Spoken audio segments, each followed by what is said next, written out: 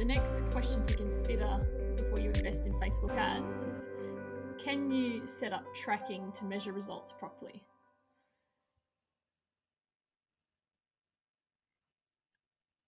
Recent changes, which is actually point 4. So I won't go too much into that, sort of skipping ahead a little bit here. But you can actually set up tracking to monitor what you're doing really, really well. Now that is it is going to require you to set it up in the back end. You won't be able to get that same amount of data if you just boost your posts, for example. But when you are in the Ads Manager version or the Business Manager version, or even to an extent the Meta Business Suite version of Facebook, you can really just to confuse you. There are 3 different kinds. You can really set it up to track exactly what you're doing, and there are a lot of options as well. So like I said before, you can set up your pixel, which is the tracking pixel, to see what people are doing on your website. You can also integrate Facebook into some of your databases. So if you have, for example, Active Campaign or MailChimp or something like that, and you want to feed people into that database, you can set up lead ads to go directly in there and then send them back automations and do all these really cool, funky things that... They're so much fun, those ads. Well, they're just sort of like, once you've set them up, that whole component of setup is set and forget. And then you just get to focus on the fun part, which is really seeing, what kind of ads people are responding to. So there are definitely a lot of different avenues that you can do to make sure that you are getting solid data. So we have what are called vanity metrics, which is when people like a post or when they see a post. And, there's a lot of different metrics and words. So you've got what is your reach, so how many people your ads are going to. And then you've got your impressions, which is how many people are actually seeing your ads. Your impressions are often a lot greater than your reach. And, we've had clients come to us saying, oh, my ads are doing so fantastic. They're getting 100,000 impressions. And I'm like, great. What else did you get for that? Were they clicking on your ads? Were they doing anything on the other side of that? And they're like, were they turning into sales? Yeah, they can't actually give that data. So, one of the things that I always say to my clients is, if you're going to run those ads, make sure you're asking people to do something for that, whether it be asking them to watch a video, asking them to go to your website, asking them to fill out a lead. That's a really, really important component that a lot of businesses really miss. So you've not only got to ask that question, but then you've got to have everything set up in the back end to really track whether they're answering that question.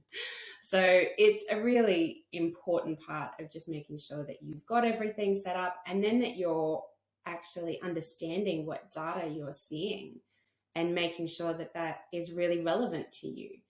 And making sure that you're also setting realistic benchmarks. So you can say, great, you know what, I want to get $20 per lead. Fantastic. That's really going to depend on what industry you're in, what your product or your service is, what you are offering for that $20. Like, you can't just set a benchmark and just aim for it. You've got to actually set things up and see how people are going to respond, and then set up benchmarking data based on what you're seeing and work to optimize that towards a goal. So there is a lot involved.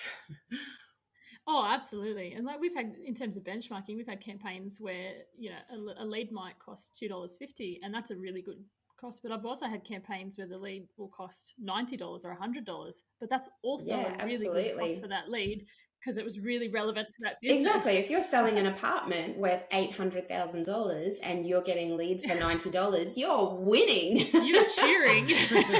If you're, selling something that is a lot lower value, so if you're selling something for $50 and it's costing you $90 for a lead, well, then you've got some serious problems running with your ads there. We need to look at some optimizations. So, yeah. So I would argue that if you're not measuring the results for your Facebook ads, you probably shouldn't be doing it. Absolutely. You're probably just wasting your money. Yeah. The analogy I would use is that if you're going on a diet and you don't weigh yourself, there's not a lot of point to the diet. It's like, I've taken all this effort, I have set up the Facebook ads, I've done all this work and they're running, but I don't know what's happening. It's like, I starved myself for the last month, but I haven't weighed myself. I don't know how to. You need the hard data. You need the hard feedback to say, this is working. This is how I'm going to adjust and change my campaigns. And, I follow soccer, and there's only one metric that matters in soccer, It's goals. Yes. Like if I Who have more won? goals, I have 1 goal, you have 0 goals, I win. But in soccer analysis, there's all these other metrics. One of them is possession, right? It's not uncommon for a team to have had the ball 70% of the time, so 70% possession, and still lose. Yeah. And it's like, I've had 100,000 impressions and no leads. Well, who cares? Like, Yeah, absolutely. the thing you're looking for is to grow your business.